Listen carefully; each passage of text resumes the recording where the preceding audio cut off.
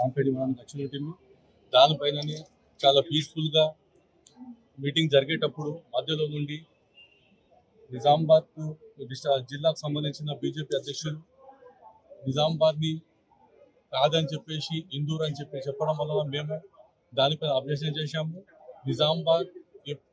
ఇది Nizamabad municipal corporation elections అంతేగాని ఇది ఇందూర్ కార్పొరేషన్ ఎలక్షన్స్ కావు.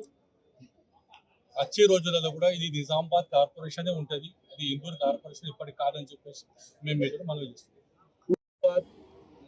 మా యొక్క డివిజన్స్లలో కొంత జాగాలలో 600 ఓట్స్, కొన్ని జాగాలలో 300 ఓట్స్, కొన్ని జాగాలో 1200 ఓట్లు కూడా జంపింగ్ అయినాయి.